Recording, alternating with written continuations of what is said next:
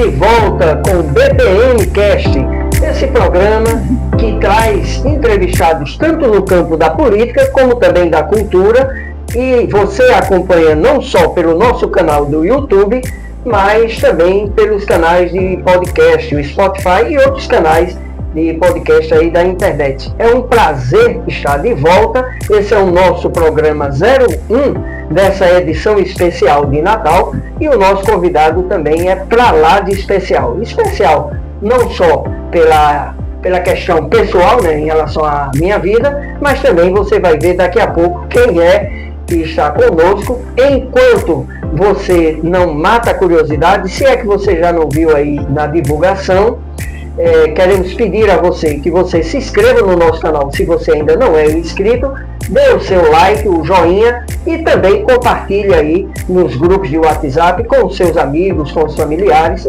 porque eu tenho certeza que o programa de hoje não só está recheado de boas memórias, boas recordações, mas também de um papo muito interessante que envolve comunicação, rádio, cultura, inclusive até mesmo um pouco de bom humor. Nós estamos de volta aqui ao Lambreta Café e Bistrô, depois de um período aí, né, de alguns meses sem trazer episódios novos, mas nessa temporada toda a programação está voltada para o fim de ano. Então, programação de Natal, de Ano Novo, os convidados que vão vir vão estar abordando temas não só no campo da política e da cultura, como eu falei, mas também trazendo um aspecto daquilo que se vive, né, no final do ano. Todos esses assuntos aqui, direto do Lambreta Café e Bistrô. Se você ainda não veio conhecer o local, é um ambiente muito legal para você trazer amigos. Inclusive, agora em dezembro tem um projeto especial para as confraternizações, então com a família, com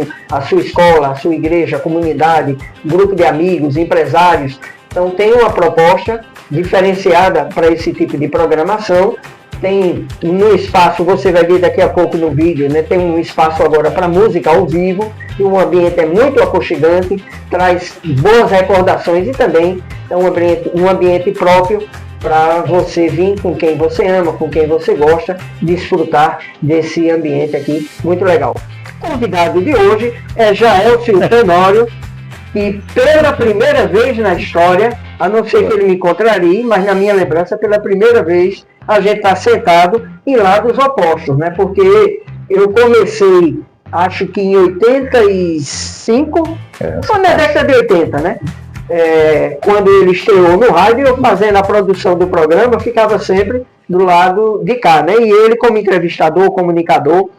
Então, com certeza eu aprendi muito na vida em outras áreas, mas inclusive nesta.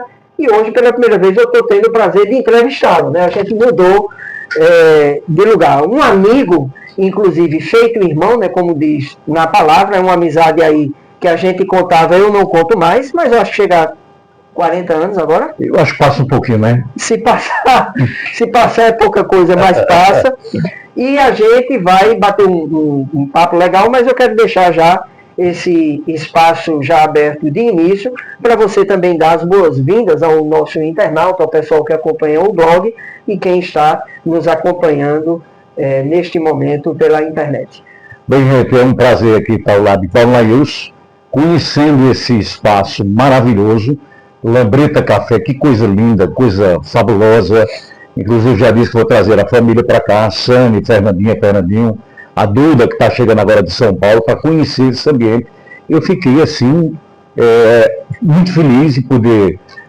acho que é a primeira vez que eu estou entrando aqui no Lambreta Café, parabenizar a Anderson, o esforço dele, e Caruaru realmente precisava ter um espaço como esse. Hoje eu vejo esse espaço, uma coisa assim, que faltava na cidade de Caruaru. Pela sua cultura, né, pelo seu povo, pela sua gente. Parabéns pelo Lambreta Café. E assim, na realidade, até tem alguns ambientes aconchegantes, interessantes, que foram surgindo nesses anos, mas muito afastados do centro, né? Ou seja, a família teria que se deslocar, às vezes até durante o trabalho mesmo, no horário comercial, você quer um ambiente para fazer uma pequena reunião, e tinha que fazer esse deslocamento para mais distante. E até nisso aqui é vantagem, né? Não, da estação ferroviária. Quando o Paulo já iniciou dizendo que é o mês de dezembro, é o mês de Natal, eu já disse, pô, já tem um taxi, eu já vou botar um parque de diversão. Eu sou apaixonado por circo, por parque de diversão, com canoa, né? Rapaz, eu inclusive agora eu liguei para um cara de Orobó, para ver se ele arrumava umas 2 canoinhas daquela, para a gente botar aqui em Caruaru, para a gente relembrar aquele passado gostoso dos parques de diversões de Caruaru. Outra experiência que a gente tem entrando aqui, a gente já estava falando sobre isso em off, é a música, né? Do ambiente. Aí você falando em parque, eu me lembrando daquela... Não, primeiro eu fui locutor de parque de diversão, tive o prazer de trabalhar iniciar minha carreira como um locutor em Caruaru, que hoje as pessoas de locutor, mas é comunicador, no parque de diversão de Seu Manuel, que era lá do Vassoural. Existia Parque Caruaru, existia Seu Manuel, Santa Rosa, Vassoural ali, inclusive esse parque ficava ali ao lado da Rádio Liberdade de Caruaru, ao lado da igreja, esse parque ficava ali. E é importante dizer, e essa época, gente, era tão bom porque o parque era o cara para rodar aquele carrossel lá, era na mão e tinha uma corda, entendeu? Quanto mais velocidade na corda, mais o rei bom alcançava, e lá, vamos lá, Seu Manuel. E eu nesse tempo já trabalhava com ele, recebia o ingresso, e meu pai, como gostava muito de parque, e era analfabeto, meu velho pai, e dizia, botava a gente tudinho, o Seu Manuel, para a gente poder desfrutar daquele momento ali, e o Seu Manuel não aguentava de tanto a gente correr lá e só pagava o ingresso. E ele dizia, o Seu Manuel dizia, João, não vai terminar nisso, a derradeira, deixa a derradeira, os ministros vão chorar. E isso eu fui, hoje, graças a Deus. No parque de diversões, o brinquedo que eu mais gostava, acho que até hoje, assim, eu sinto saudade, né, sinto falta, eram os cavalinhos. Ainda tem, né? Hoje é coisa moderna, mas agora, viver o passado. Roda gigante, eu só fui uma vez na minha vida. O parque era ali naquela área do estacionamento Bonanza da Ponte Velha, que ali tinha uma área grande, ainda hoje tem, né? Mas os parques eram armados ali, ou então lá em cima também, no Santa Rosa, né? No comecinho da praça. E eu só fui uma vez na roda gigante, e aí vomitei. Não, eu sempre gostei de roda gigante. Inclusive a que ficava ali ao lado da igreja, da própria igreja, no centro de Caruaru, no Marco Zero, a gente fazia questão de 5 para meia-noite ir para a roda, porque Caruaru naquele tempo, quando se falava, né, vai chegar o ano novo, então as luzes da cidade de Caruaru eram apagadas, apagava tudo na cidade. E eu já fiquei por muitas vezes lá em cima, na última, quando ele dava a última rodinha, tudo escuro, meu amigo, como era bom. Ô, tempo bom. A gente vai se aprofundar mais nessas questões, já Elcio vai contar um pouco da sua vida na área da comunicação social, né, na locução Boa Noite Caruaru, né, tem essa tradição aí que virou já, saiu da boca de vocês, né, você e do seu primo, Carlos Augusto, hoje está na boca do povo, né, até na forma de cumprimentar, né, a gente anda na rua e o pessoal, quando vê você, cumprimenta assim. No campo da política, ele tem uma história muito construída também, no campo da religiosidade, da espiritualidade, então vale a pena, a gente quer segurar aí vocês mais um pouquinho, que eu tenho certeza que vai ser um programa muito interessante. Jaelson, eu quero começar, você já citou aí algumas coisas, já mexeu com sentimento, já lembrou de nome de pessoas, mas eu quero começar com esses 3 itens, coisas, sentimentos e pessoas. Por exemplo, que coisa que você mais detesta na vida, que você lembre? Detestar, eu sou um cara, antes pode até lembrar muito bem disso, sou um cara muito difícil de detestar alguma coisa. Eu sou muito difícil de detestar. Eu tive uma criação diferente, vivi e convivi com pessoas totalmente diferentes. Agora, dizer assim, essa palavra, detestar, odiar, uma coisa que você... Cara, vai passar. Eu não odeio e nem detesto. Então essa pergunta aí vai ficar no ar. Como um pêndulo, vamos para o outro extremo. Então, vamos lá. Se for o que você mais ama, uma coisa, agora já coisa que você gosta muito. E também são muitas coisas. São muitas. Agora, eu sou apaixonado pela comunicação. Eu nasci na comunicação. Com 8 anos de idade, eu já subi em cima de um tamborete para fazer um discurso, para fazer um comício naquela época, na minha rua, com alguns amigos que hoje já foram, né? Já partiram para outro lugar, né? Para tomar café em outro lugar. Porque aqui eu vou tomar um cafezinho no Breita, mas ele já foi tomar café em outro lugar. E a comunicação, ela me cativou muito. Eu cheguei a gravar um LP, naquela época, LP evangélico, que hoje misturou todo mundo que é gospel, não sei o que é gospel, é evangélico, tal, hoje é cristão, ninguém sabe o que é, tal. Mas naquela época eu gravei, então eu viajei muito no Brasil, mas depois a comunicação, a forma de falar, isso foi me enchendo, eu fui gostando, aquela coisa. E hoje é uma paixão, hoje não é o dinheiro, é uma paixão fazer comunicação. Em relação a sentimento, qual é o sentimento que liga você à política? O sentimento que me leva à política, que eu vivo política, foi a criação que eu tive e com 8 anos de idade, 8 para 9 anos de idade, conheci a família Lira. Através da família Lira, João Lira Filho, Fernando Lira, a política já entrou no meu sangue ali. Então hoje, um grande sentimento que eu tenho é com a família Lira até hoje. Então eu já estou com 60 anos de idade, mas comecei com 8 anos de idade já fazendo João Lira Filho naquela época. Inclusive ele pedia a minha mãe para participar de alguns comícios, eu era criança e tal, e os comícios em Caruaru naquela época, eles amanheciam um dia.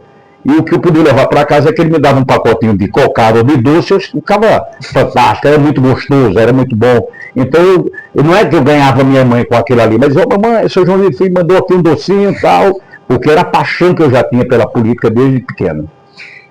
Você falou sobre família, e a gente ainda está nesse item de sentimento, mas eu até onde lhe acompanho, como o pessoal viu aí já há muitos anos, há várias décadas,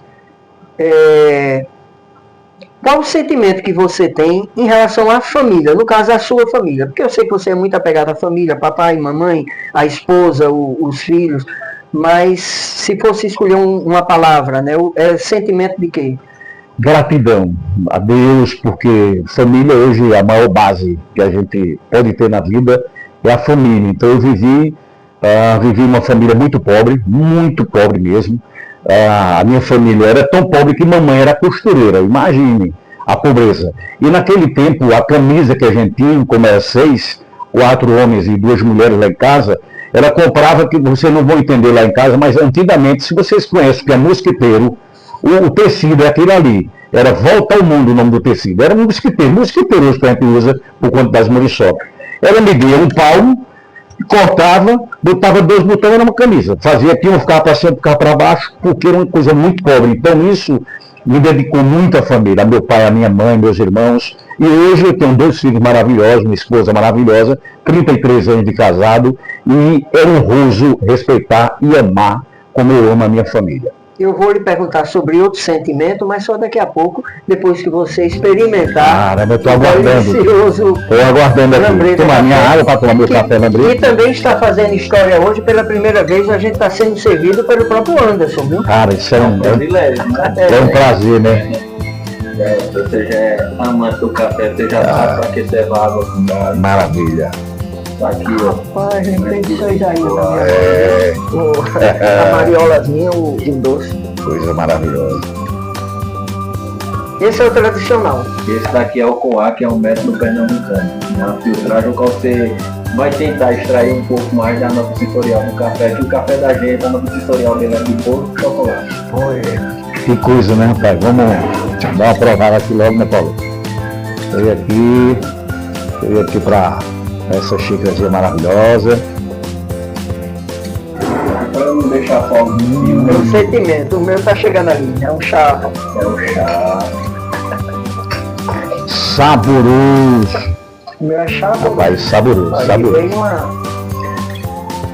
Rapaz, que saboroso. Café. Parece Mariola, lembrou de quem? Maravilha. Outra pessoa que você tem relação também. Meu velho Vassoural, mestre Oswaldo, e com o olhar ele disciplinava a gente lá no Vassoural. E o cantor Petrúcio Amorim. Petrúcio Amorim, dessa música tradicional, né? E por sinal, morei na casa do Petrúcio Amorim, né? Petrúcio Amorim, nós quando fomos morar no Vassoural, Petrúcio morava ali em frente à casa do mestre Oswaldo, e a mãe do Petrúcio havia falecido, e botaram a casa para alugar. E a gente morava mais embaixo do Vassoural. O papai disse, rapaz, eu sempre tive vontade de subir um pouquinho ali para perto do colégio industrial, e tem uma casa ali que é a casa que é da mãe de Petrúcio Amorim. Ela faleceu e a casa está para alugar. E nós fomos alugar a casa, moramos um grande período ali na casa do Petrúcio Amorim, da sua mãe. O Petrúcio, naquela época, saiu para fazer uma carreira militar, né? No caso, ele foi para a aeronáutica, e não se deu bem na aeronáutica, voltando, não tinha onde o Petrúcio ficar. Como a casa era muito grande atrás, tinha um quartinho, e ele foi lá e disse: João, eu sei que a casa está alugada ao senhor, mas minha mãe deixou um quartinho por trás. O senhor não permitia que eu ficasse nesse quartinho aí? E papai disse: olha, pode ficar à vontade. Inclusive, a gente colocou um biquinho de luz nessa casa, nesse quartinho atrás, que ele está lá, e o Petrúcio ficou um bocado de tempo nesse quartinho, por trás da casa que era da mãe dele, mas estava alugada à minha família. Lá na frente ele aparece como cantor. Aí lá na frente, hoje, o Petrúcio é amigo da gente, e o Tarek Mariola, o mestre Osvaldo, né, com o seu Zé Barreto da padaria, que para a gente comer um tarequinho lá, precisava trabalhar. Não era chegar lá e dar um tarequinho, não, precisava trabalhar. Zé Barreto dizia: olha, aqui não come de graça não. Aí eu precisava limpar as formas. Zé Barreto, passou rapidinho aqui. Zé Barreto é do... Não, Zé Barreto primeiro é do Vassoural. Onde surgiu, tem outro lá da Rua Preta. Onde é tudo família. Onde surgiu o Tarek Mariola, Zé Barreto, que hoje ainda tem sua filha morando vizinho da padaria, que é Isa, está no mesmo lugar. Padaria funcionando, inclusive eu compro lá constantemente. Coisas, sentimentos, e eu ia perguntar a você sobre pessoas, e você até, quando a gente trouxe à memória aí o Vassoural, o Tareca, a Mariola, já falou aí uma das pessoas. Mas, por falar de pessoa, eu vou citar outro nome agora que eu queria que você também comentasse. Trouxesse a sua memória de quando você conheceu, como conheceu, todo o legado histórico dele, não só pelo lado da cultura e do folclore, que ele terminou deixando uma marca também nesse sentido, mas, inclusive, na política, o Fernando Dias de Oliveira. Nosso querido Lambreta. Nosso querido Lambreta, a gente conheceu Lambreta, eu conheci Lambreta quando eu trabalhava no governo de Zé Queiroz, entrei com 18 anos na prefeitura de Caruaru, Lambreta já estava no governo do prefeito Zé Queiroz, no entanto, governo de Zé Queiroz, e Lambreta tinha uma escola de samba que era fantástica, era uma coisa assim. E ele em si era uma pessoa, uma figura fantástica. Pude conversar muitas vezes com Lambreta, pude ter muitos momentos pessoal com o próprio Lambreta, porque ele é uma figura muito humana, muito humana. Eu já vi Lambreta dizer a mim por muitas vezes: estou indo em casa agora buscar um bujão de gás. Eu disse: mas tu tem quanto? Ele disse: mesmo assim eu vou tirar porque tem uma pessoa necessitando desse bujão.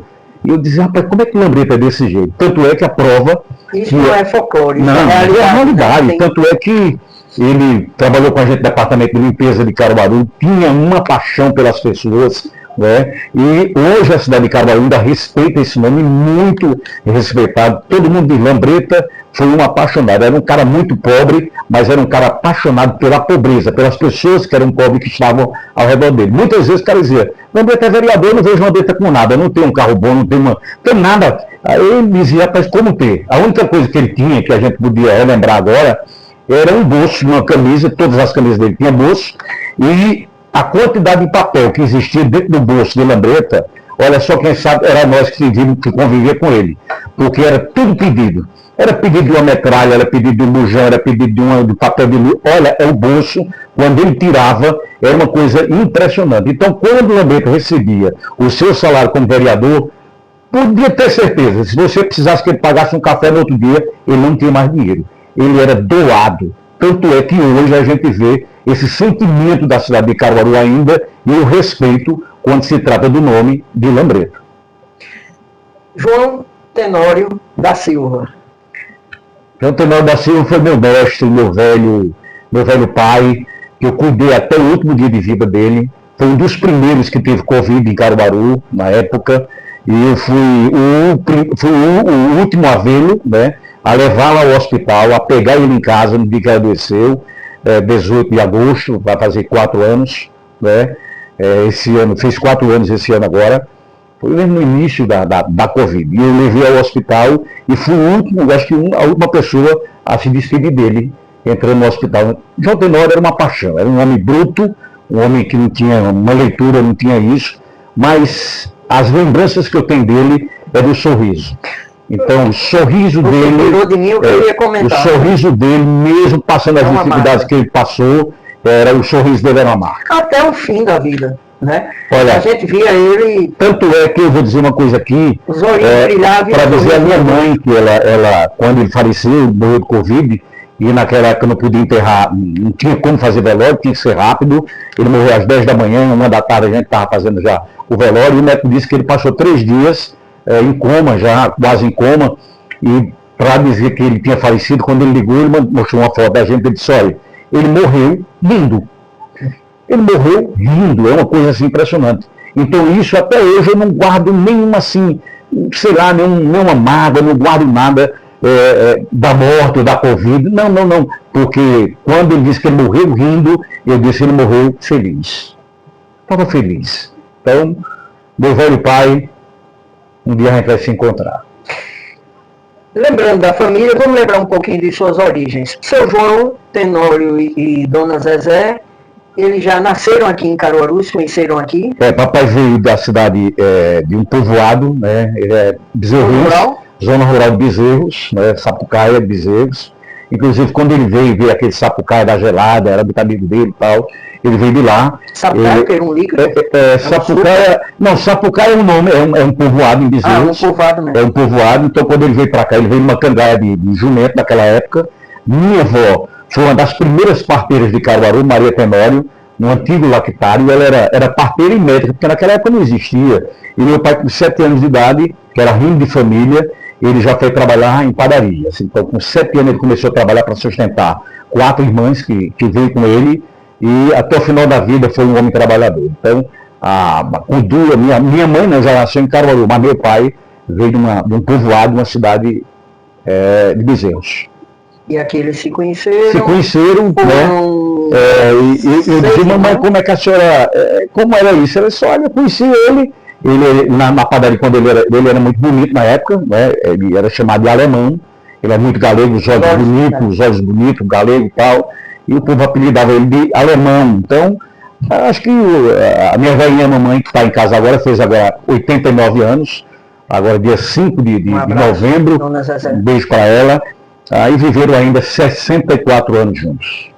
64 anos de história. Aí vieram os irmãos, você é o mais novo, o mais velho? Eu sou, o mais novo ainda é Joel, né, que é Jaziel, o Joel é o mais novo, depois vem eu, aí vem Jael, vem o Guido, aí vem Juciene e vem Jadiene.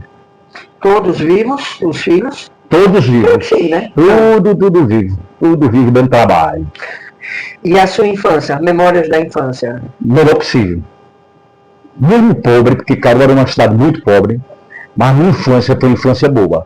E era ali naquele trecho, o Campo do Monta? Hoje, o Campo do Monta, conheci Zé do Estado, inclusive Zé do Estado tocando sofrana, vivo, fui para lá. O Campo do Monta, eu era apaixonado porque os circos que vinham para Caruaru eram colocados no Campo do Monta, ali ao lado do Matadouro ali era o grande Campo de Monta. Então, as exposições de animais de Caruaru eram ali. Então, os circos que vinham para Caruaru, eu sempre fui apaixonado por circo. Eu entrava por debaixo da lona ou quando eu não fazia alguma coisa. Eu buscava uma carne ou alguma coisa para um animal, para poder a gente ganhar um ingresso. Eu sempre fui apaixonado por circo. Olha, eu fui tão apaixonado por circo que eu fui cantor de circo, imagine.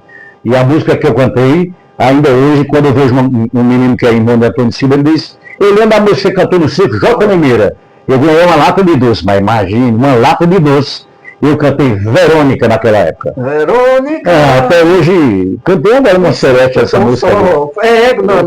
Cantei na sereste de Caruaru aqui. Mas minha infância foi uma infância maravilhosa. Inclusive levando carreira? Era, porque ali era o seguinte, ali existia, seus Amazonas, existia uma grande cerca ali, o Matadouro. Então o Matadouro de Caruaru, para quem não conhecia, era livre, não tinha muro, não tinha nada. Então o boi, quando vinha para o abate, ele descia ali pelo Vassoural, Santa Rosa, da Rua Preta, quem tivesse que levasse para baixo era ali. E a gente corria porque, olha, era uma coisa impressionante. Como acontece na Espanha, os locais o boi soltava e tinha gente que era laçador, eu conheci Pedro, foi um grande laçador de boi em Caruaru, um cara, uma barra de homem, mas era divertido, foi uma infância boa. Era perigoso. Mas foi uma infância boa. Não tenho o que reclamar da minha infância, não.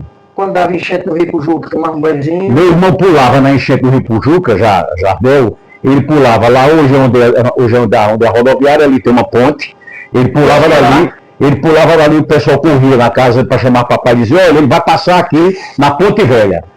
Para papai ver se conseguia na Ponte Velha. Como ele sabia que papai ia dar uma surra bem dada nele, aí quando ele via, papai via nas Baronesas.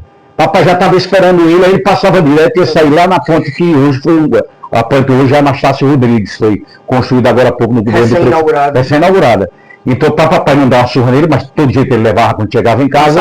Ele passava, dava chave todo mundo, o ali tinha o bar do seu Isaías, todo mundo corria, Jardel vem ali, em cima da Baronesa. Vinha cobra, mas ele sabia nadar muito, então o povo ficava para aplaudir. E mangava, naquele tempo mangava, né? Naquele tempo dava mangava, no tempo que você fazia uma gracinha com o papai. Papai tinha um avental grande, esperava eles. Ele passa aqui. Ou ele dava a chave, passava e saía a outra ponte. Estudou no Mário Sete, Felisberto Industrial, aí foi instrutor de banda de música. A infância naquele setor, você citou de seu Isaías, conhecia Irasson, o próprio Djalma, né? Seu Djalma, que inclusive na época comprou o terreno que era do papai, que hoje é o estacionamento do Bonanza da Ponte Velha. Foi trabalhar com material de construção. Foi para cima um pouquinho, mas ali era onde era do papai, aquele terreno. Chico do Leite. Chico do Leite, né? Seu Chico do Leite, que hoje mamãe ainda mora na frente da casa de Chico do Leite. Mas foi uma infância maravilhosa, eu me esqueço, nunca esqueci, desde os 3 anos de idade, que a minha memória, mesmo na minha idade de 60 anos, mas eu lembro muito. Nos desfiles de 7 de setembro, que é também uma paixão, eu pensei que você só tocava. Não, eu fui instrutor ainda. Eu cheguei a ter amizade com o Aurino, que hoje é Maestro Aurino, hoje está Maestro Aurino, é uma sumidade de pessoa. Ele veio da Marinha na época para o Colégio Industrial. Inclusive aquela Vila Teimosa nem existia aquilo ali. Aí as pessoas dizem, por que o Vassoral e a Vila Teimosa? Toda aquela Vila Teimosa ali pertencia à Marinha do Brasil. É impressionante como é que a Marinha tinha um terreno em Caruaru, onde não tem mar. E limpo Juca, que era limpo naquela época, mas aquele todo terreno era da Marinha. Não existia o Colégio Industrial, a Marinha mandou Aurino para o Industrial, para naquela época ele foi ser assessor. Assessor era um cara muito importante no colégio. Então quando você não podia obedecer à professora, o assessor respondia. Então Aurino era um instrutor, já vinha da Marinha, e aí foi construindo algumas casas, a Marinha vinha e derrubava. Aí a Marinha vinha, os caras construíram na Vila Teimosa. Aí veio um grandão naquela época da Marinha e disse, mas rapaz, esse povo aqui dessa vilazinha é teimoso. É um povo teimoso, é que o povo é teimosa.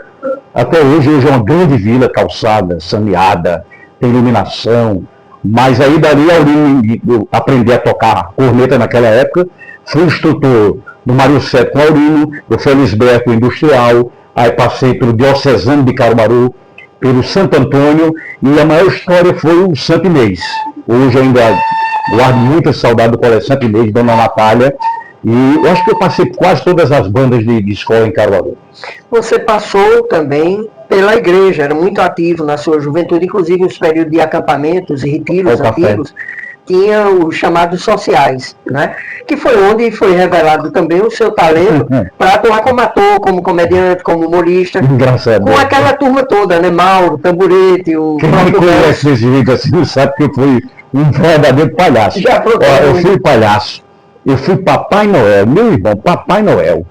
A gente tinha um micro-ônibus de ônibus, aquela micro-ônibus. Papai Noel vai estar conosco aqui. Zé Correia tinha um micro-ônibus grande. Mas na época, para ganhar dinheiro de tudo, Zé Correia disse, olha, o carro de som vai passar na cidade, você toca para ser Papai Noel. E naquela época era da igreja congregacional. Imagine ser congregacional e Papai Noel. Pastor Edgar, era tradicional. E uma vez o homem chegou na porta de casa, eu estava saindo atrás de Papai Noel. Ele disse, que palhaçada é essa, pastor Edgar? Eu disse, não é palhaçada não, é Papai Noel. E nós vim para lá e fui Papai Noel, fui palhaço, né? E depois veio aí o teatro com o Zé Nelson, Nelson Lima me colocou em teatro. E eu, GTEC, show. Aí comecei, fizemos aqui em Caruaru, fizemos em outras cidades. E ainda hoje eu continuo sendo palhaço. Porque não existe coisa melhor do que ser criança. Nos eventos, não existe coisa melhor do que ser criança toda a vida. E palhaço não pode sair da vida de ninguém. No reino de Deus nós seremos como criança, né? Eu pensei que a gente ia ser palhaço toda a vida lá. Pois bem, são boas memórias. Depois desse período atuante na igreja, seja na liderança, ou seja nas brincadeiras, no humor, nos acampamentos, nos retiros, você passou um período distante, afastado do dia a dia das igrejas chamados prédios, não é isso? Das igrejas físicas, digamos, porque a gente entende que a morada, né, de Deus, o templo mesmo, somos nós, né, que é o verdadeiro templo, o templo vivo. O resto é edifício onde se reúne, onde as pessoas que se congregam. E aí, depois de longos anos, por questão de atividade profissional e uma série de coisas mais, você reencontrou-se com a igreja, que é a questão da Bethesda, né? Então, quem vai como visitante, quem está lá sempre não, mas como vai, olha assim, você é um apresentador do São João do Caruaru, rapaz, já é o Tenório, dirigindo culto, ministrando louvor. É verdade. Então, o que é que aconteceu para você estar novamente atuando assim na igreja? Tem alguma coisa de diferente? Tem. Eu vivi muito tempo em algumas igrejas, visitei algumas igrejas, fui membro de muitos anos do Vale da Bênção, Central de Caruaru, da igreja congregacional, onde fui batizado. E depois eu comecei vendo que as pessoas estavam fugindo muito do verdadeiro Evangelho de Cristo. Mas fugindo mesmo. O Evangelho começou a viver, ou ter outro caminhar. O Evangelho, não o Evangelho, mas as pessoas começaram a... O aspecto religioso. Né? E as pessoas começaram a fazer do Evangelho, não do Evangelho, mas dos templos, né? Porque nós somos verdadeiros, nós que somos templos de Cristo. Mas as pessoas começaram a fazer um grande comércio, e isso eu fui me decepcionando, e eu digo, rapaz, esse negócio eu vou aprender o Evangelho de Cristo Jesus, não me ensinou isso não. O verdadeiro Evangelho, ele é amor, ele é Cristo na cruz. Começaram a botar muito peso. Você precisa fazer isso, você precisa fazer aquilo, você precisa fazer aquilo para chegar a Cristo. Tudo conversa. Não precisa fazer nada, a não ser dizer, olha, o Senhor Jesus, eu te aceito. O Senhor é bom, estou aqui como teu filho, me aceita. Acabou. Então as pessoas botavam muita barreira, muito peso. E eu passei realmente um tempo afastado. Quando eu fui para a Bethesda, que meu filho foi apresentado na Bethesda há 26 anos atrás, com o pastor Oséias, eu, chegando lá, eu encontrei muito amor. Amor. Eu disse, pastor, isso aqui é uma igreja ou uma comunidade? Aí ele disse, não, aqui é uma comunidade. Eu digo, olha, comunidade é quando você divide aquilo que você tem. Então, lá na Bethesda hoje, para mim é uma igreja de espelho, não só para Caruaru, mas para o Brasil, para o mundo. Eu me espelho muito em Caio Fábio, para mim ele é um fenômeno ainda hoje. Caio, eu escuto Caio todos os dias e aprendo com ele todos os dias. Para mim, Caio Fábio hoje ainda é a reencarnação, se as pessoas acreditam assim, do próprio Cristo. Eu vejo o Caio Fábio e digo, olha, Jesus é muito bom, mas eu vou dizer, viu, esse Caio Fábio aprendeu muito com ele, porque não é o trajar, é o amor. Então os olhos do Caio Fábio, a fala, o que ele diz, o Caio, eu aprendi muito com ele, porque a Bethesda ela tem uma linha disso aí. A Bethesda ela não olha, não olha de que forma você entra, de que forma você chega, de onde você veio, né? Como você anda, quem é você, com quem você está casado ou com quem você está vivendo. Não, a Bethesda é um lugar de misericórdia, de amor. Então eu aprendi a amar a Bethesda, inclusive domingo nós tivemos sábado e domingo aniversário, a igreja estava muito, muito cheia mesmo.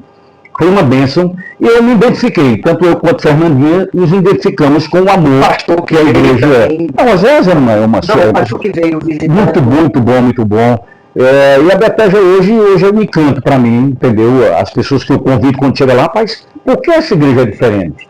Por que essa comunidade é diferente? Eu digo, porque aqui há uma divisão. Aqui o Evangelho é de Cristo Jesus. Ele veio pregar amor. Então, amor e compaixão. A igreja que não prega amor, compaixão, meu Deus, de que forma estão vivendo? E as pessoas tinham no passado, ainda tem hoje, fazem uma certa separação, né? Uma vez que você se encontra com Deus e se converte ao Evangelho, então você deixa o mundo e as coisas do mundo e passa a viver só na igreja, cultuando ele. Sim, agora você me diz que só que deixar que mundo? Pois é. Bom, eu vou deixar o mundo, licença aqui, cafezinho isso aqui. Eu estou no mundo, aqui ó, Lambreta Café, isso aqui é mundo, ó. Delicioso. Esse é o mundo que nós vivemos. Esse é o mundo que Jesus planejou para cada um de nós. Deus planejou esse mundo. Olha, não se misture com as coisas do mundo. Mas que mundo, gente? Você ou vive nesse mundo. Como é que isso se resolve na sua cabeça? Como é que você viu isso? Como você viveu e viu isso que aconteceu? Eu vivi um momento difícil. A partir dos Estados Unidos, inclusive. Né? A gente pode observar que é o seguinte, a igreja, a gente muitas vezes diz o seguinte, a igreja não pode se misturar nesse sentido. Mas a igreja somos nós cidadãos, cada um tem um lado, cada um vive um lado. Mas quando você diz o seguinte, tal liderança, ela veio para... isso faz muito medo, isso causa muito medo a gente, porque o estrago maior desse país hoje, ele foi feito por nós. Nós, quando eu digo eu e a maioria dos evangélicos do país. Quando nós fugimos do amor, quando Cristo disse assim, olha, você veio aqui para amar, a gente veio para tentar separar e destruir algumas coisas. Essa política destruiu a amizade, essa política destruiu família, essa política destruiu igrejas, essa política destruiu tudo, lares, mulheres e homens que foram separados, filhos e filhas que se separaram, por conta de um objetivo que não era o nosso. Então o que eu vejo hoje, gente, é que enquanto a igreja não se colocar na posição de amar e dizer o seguinte, olha, não precisa esquecer o passado, 3 ou 4 ou 5 ou 4 anos que passou aí, esqueça, vamos orar e vamos abençoar todo mundo, minha gente. Se é direita, se é esquerda, se é bandeira, eu não tenho isso. Olha, eu sempre defendi uma coisa, água não tem cor, a água é para todos. Religião é para todos, eu respeito todas elas. Para mim, olha, terrível quando se fala em religião. Eu acho que Cristo, quando o cara fala em religião, claro que ele não vai ser, mas se ele tivesse me dado aí 5 minutos, eu dava um arraso no que é religião. A religião veio para atrapalhar a vida do ser humano. A religião veio para destruir aquilo que a gente tem de melhor, que é o amor fraterno entre irmãos, entre amigos. A religião veio destruir tudo isso.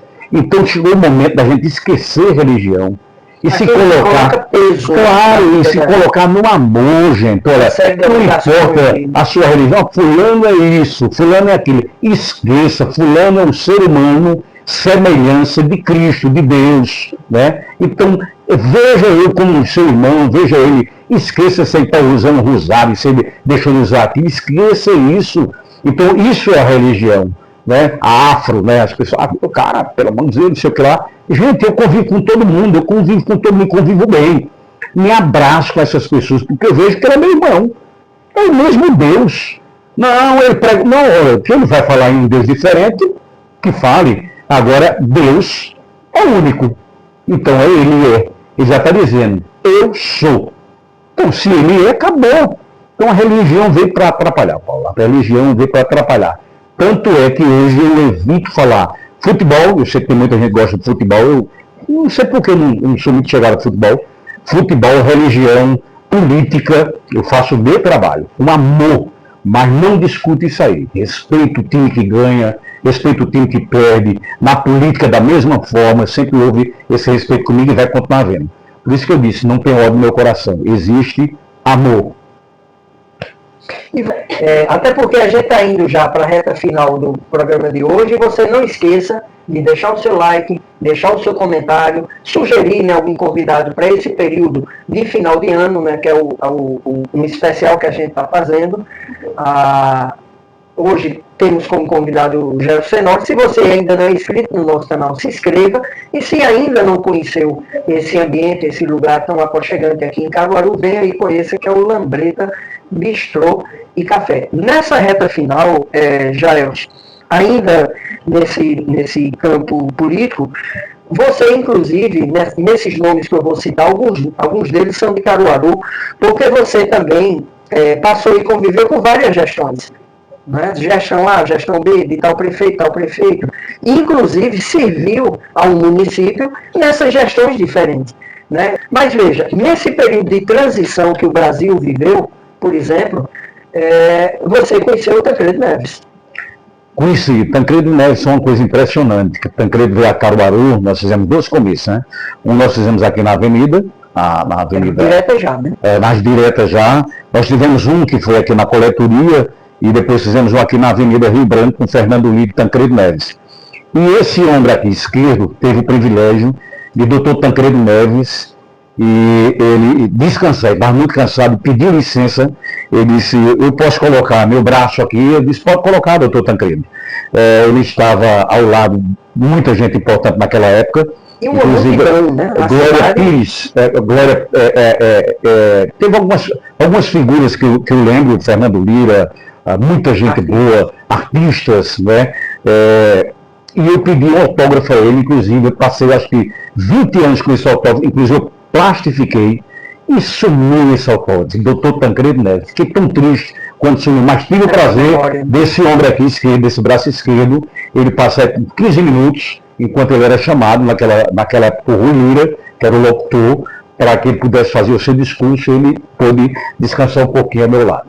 E uma multidão, né? Que eu lembro que eu estava... Era uma coisa impressionante, era uma coisa muito impressionante na direta já. Comandada por Fernando Lira. O próximo nome, Fernando Lira. Fernando foi um exemplo para a minha vida, para a vida da minha família. Fernando foi um marco na nossa história. Tanto é que na época eu criei um hino, fiz um hino com um amigo meu, e Lambreta, inclusive, Lambreta participou disso, da contribuição financeira para que a gente pudesse gravar esse hino de Fernando Lira. Qualquer dia eu mostro esse hino. Fernando foi tão assim, tão junto da nossa casa, da nossa família, que hoje nós temos Fernandinho, que é meu Fernando, e minha Fernandinha. De tão assim... E padrinho, né? É padrinho dos dois. Fernando Lira foi padrinho de Fernandinha, e Fernandinho, tanto era a nossa amizade. Fernando foi, eu acho que, um cara ímpar, foi uma sumidade. Influência também, né? Fernando foi... Eu não tenho palavra para dizer quem foi Fernando Lira. Miguel Arraes.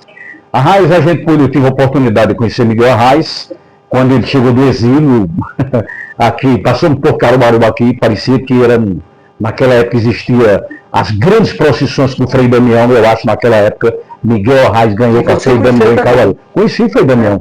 Olha, foi uma coisa assim histórica. Depois de trabalhar com ele no sertão, eu fui locutor do Miguel Arraes em algumas cidades. E Bimirim, Serra Talhada, eu peguei aquela área do sertão, uma companheira de Caruaru, eu fiquei como locutor do Miguel Arraes, novo, eu peguei aquela área do sertão ali por trabalhar com o Dr. Arraes. De fato, políticos como Miguel Arraes, o próprio Brizola... Fernando foi seu vice, como faz falta?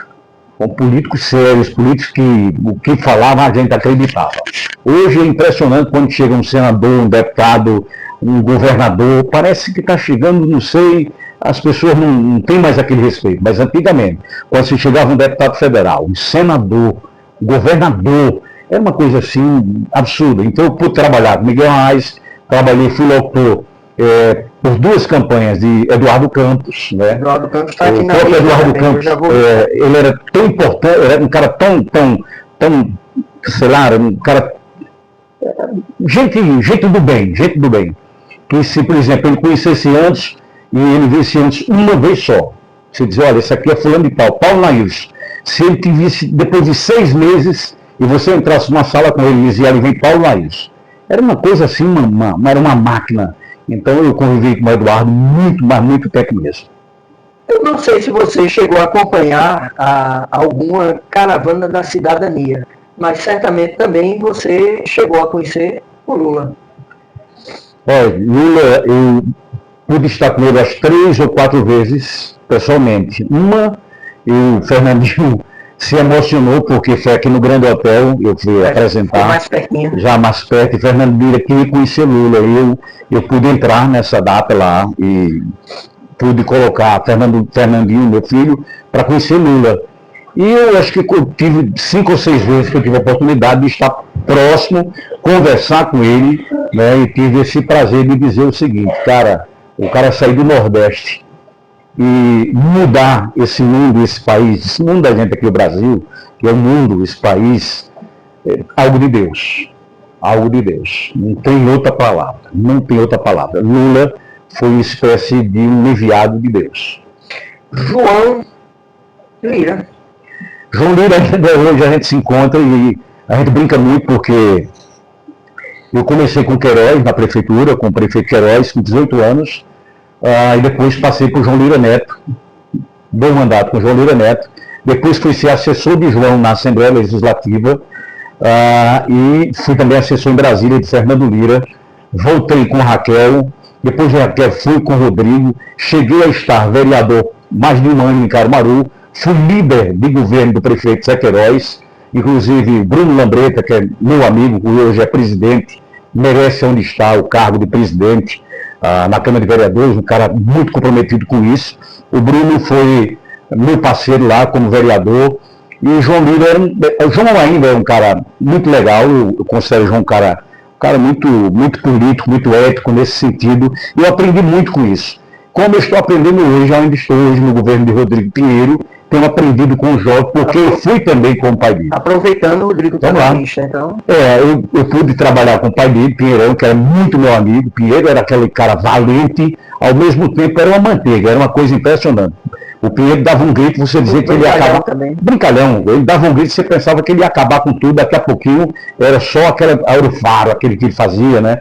Ele foi trabalhar com a gente. Não, era só o jeito dele, mas era uma criança. Ele tinha um amor que era uma coisa impressionante. Eu tenho uma história de Pinheiro para contar a você que está em casa. Pinheiro, como era muito grande, Pinheiro era grande e a gente andava muito. Ele tinha uma caminhonete muito grande, era eu, João Lira Neto e ele. A gente andava muito, e Fernando Lira. E uma vez a gente estava indo para Recife para se encontrar com Fernando Lira, e no caminho Pinheiro teve um queimou muito grande. Ele disse, rapaz, eu estou com queimou, é uma coisa assim impressionante. Como ele era muito grande, e ele me perguntou, Davi estava dirigindo nessa época, João Lira, atrás a gente para se encontrar com Fernando Lira, e Pinheiro disse, ô Jorge, o cara quando está com queimou, ele toma o quê? Eu digo, tem um remédio chamado Milanta Plus. É um remédio, a gente toma uma colherinha, rapaz, é tiro e queda, é bom demais. O Pinheiro, como era muito grande, paramos numa farmácia na entrada de Recife, Pinheiro desceu, daquele jeito dele. Aumentou um pouquinho. Ô meu amigo, quer que tenha Milanta Plus? Aí o cara disse, tem um vídeo, esse me deu, ele falava desse jeito, né? Aí ele pegou o vidro e disse, olha, uma colherinha bastante. Ele tomou o vidro todo de Milanta Plus. Cara, eu disse, ele tá ficando doido. Ele disse, 5 minutos depois, foi um novo homem. Ele não era muito grande, era um cara, que realmente tinha que ser um vidro daquilo ali. E depois a gente comeu um churrasco voltando, e o Milanta, ele disse, fez efeito, vou andar com alguns dentro do carro. Saudade de Pinheiro. O que é que Raquel tem de tão especial? É o que? Inteligência demais, é estratégia demais, de repente. Eu me sinto muita vontade de falar de Raquel, porque eu conheci Raquel muito pequenininha. Eu convivo com os Liras, Fernando convivi com a família de João Lira há mais de 40 anos. Raquel tem 44, 45 anos, eu tenho 60. Quando eu cheguei na família, eu tinha 14, eu já era com 8 anos, mais 14, eu já andava lá, a Raquel estava nascendo. Então, Raquel precisa ser estudada. Raquel Lira precisa ser estudada. Convivi com Raquel pequenininha, convivi com Raquel na campanha de João, na primeira campanha de João, Raquel meninota, e Raquel precisa ser estudada porque tudo que ela colocava a mão dava certo. Raquel estudou muito. Eu acompanhei Raquel quando eu estava com o João lá na casa. Raquel chegava dos jogos que ela gostava de jogar muito, e João estava conversando muitas vezes com a gente assim na fora, lá tem um gramadozinho. Raquel, do jeito que chegava, ela pulava na piscina. Do jeito que chegava suada do jogo lá. Mas que o João fazia, e não dava mais tempo, que ela já estava na água tomando banho. Ela precisa ser estudada, porque eu não vou dizer fenômeno é uma coisa muito alto, mas quem sabe, né, na vida de Raquel. Eu digo, quando ela precisa ser estudada, porque tudo que Raquel planejou, ela conseguiu na vida. Raquel conseguiu um bom emprego, Raquel conseguiu os grandes concursos que ela fez, ela passou. Raquel, quando veio para deputada, ninguém acreditava, Raquel conseguiu se eleger deputada, Raquel conseguiu a reeleição como deputada. Quando veio para prefeita, Raquel, ninguém acreditava, a gente tinha, na época do Dr. Jorge Gomes, e a gente tinha uma máquina, Zé Queiroz era uma grande máquina, a gente tinha, sei lá, 9 mil funcionários da prefeitura trabalhando em prol de uma campanha, e Raquel colocou na cabeça você ser prefeita de Caruaru e conseguiu ser prefeita de Caruaru. Se reelegeu prefeita, daí Pernambuco sentiu que Raquel tem uma diferenciada no estado e a convocou para ser governadora. Ninguém acreditava, é impressionante uma coisa. Eu sempre acreditei em Raquel. Eu sempre acreditei e continuo acreditando até hoje, como eu acredito no Rodrigo hoje. Rodrigo, a sua timidez com Raquel, quando ela foi escolher Rodrigo para ser seu vice, Rodrigo era um cara muito tímido, né? Empresário, mas na área da política ele conviveu, mas não conviveu o bastante que a gente tinha convivido com o pai dele, com o Pinheiro, né? E Rodrigo, quando chegou com Raquel, eu acreditei, e quando o Rodrigo assumiu, depois de Raquel ter saído, né? Quando assumiu a prefeitura, todo mundo dizia, rapaz, ele não vai fazer nada não, ele vai ser marionetado por ela, não vai tomar decisão, não vai resolver nada. Rodrigo, mas eu dizia o seguinte, eu dizia até a muita gente que eu conhecia, Rodrigo vai ser uma grande surpresa, porque o Rodrigo está estudando a cidade. Enquanto as pessoas pensavam que o Rodrigo não estava fazendo nada, o Rodrigo estudava a cidade. Eu pude andar muito em Caruaru com o Rodrigo, mas andei muito mesmo na cidade, participando de muitos eventos, eu fui muito evento com ele, a gente participou. Então, o Rodrigo, ele andava a cidade, o Rodrigo já planejava a cidade, ele não tinha o sonho de ser prefeito de Caruaru. Né? Tudo foi um caminho, foi aquilo que eu digo, precisa ser estudado a Raquel. Então, ele planejava ajudar a Raquel. E jamais ele pensava que Raquel sairia para ser governadora e ele, no estado desse, ele ser prefeito de Caruaru.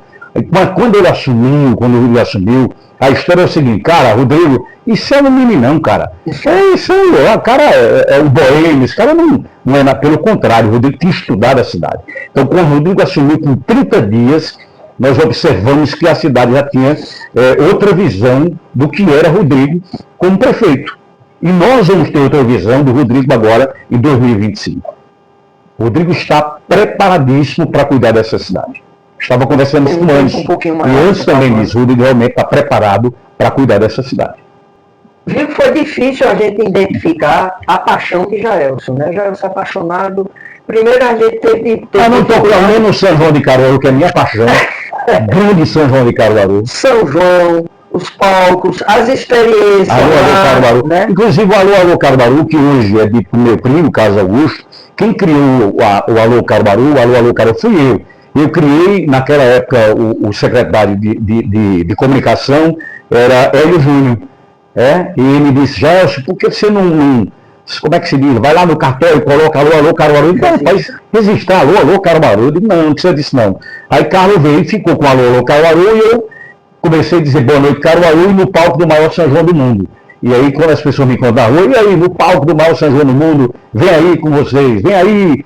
Ficou isso aí, então, ficou eu e Carlos Augusto nessa grande parceria, na grande paixão que é fazer o São João de Caruaru. Eu não vou poder fazer isso, eu não posso falar isso agora, mas se o prefeito Rodrigo Pinheiro,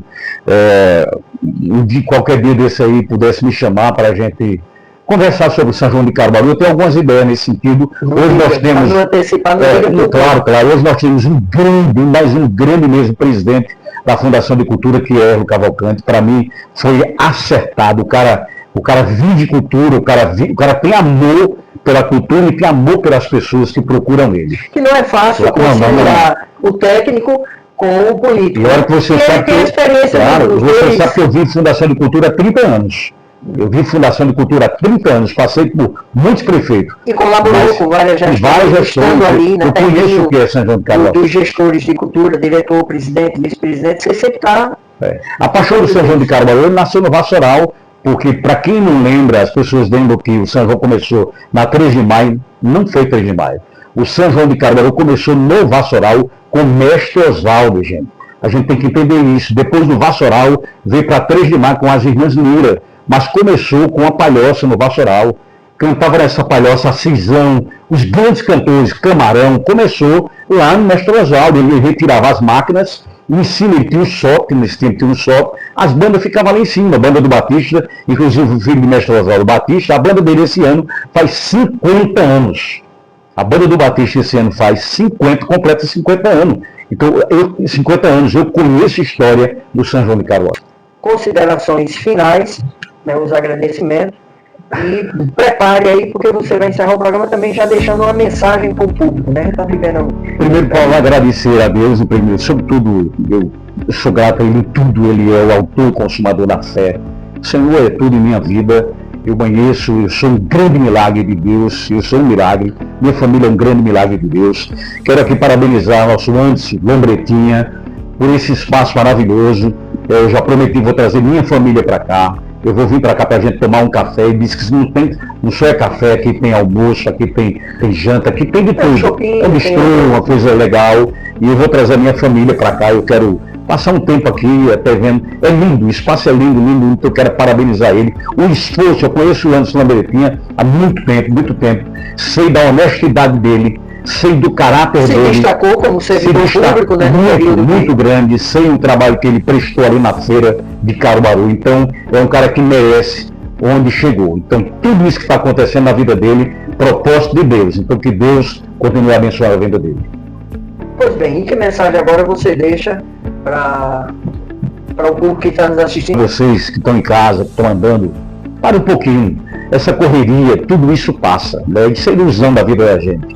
Olha, o espaço, o tempo, ele é contado. O tempo é de Deus, ele pertence a Deus. Se você corre demais, você não vai alcançar o que você poderia, até um pouquinho mais lento, alcançar na sua vida. Então o tempo pertence a ele. Tudo o que acontece está dentro do tempo dele. Não adianta você correr, vou correr ali porque eu vou ganhar mais. Não vai. Fica no tempo dele, espera no tempo dele, que tudo acontece no tempo do Senhor. Então o que eu quero te dizer é que esse Natal, esse final de ano, seja uma coisa maravilhosa, mais fraternidade, mais amor, mais atenção na sua família, mais atenção em casa, mais atenção com os amigos. O celular é muito bom, mas prejudica muito a vida da gente. Mas se você puder usar o celular, liga para um amigo, boa noite, bom dia, boa tarde, você está bem? Amigo que você não vê há 1 ano, há 2 anos, 3 anos, 4 anos. A sua família que muitas vezes está próximo de você, mas o celular, ele tira essa visão de conversar, como estamos conversando eu e o Paulo Nailson aqui. Então, cuide um pouquinho da família, cuide um pouquinho dos amigos e ame mais a você mesmo. Se ame, é importante você se amar. Muito importante. Deus abençoe. Outra oportunidade, vamos estar aqui, Paulo, junto com você. E vamos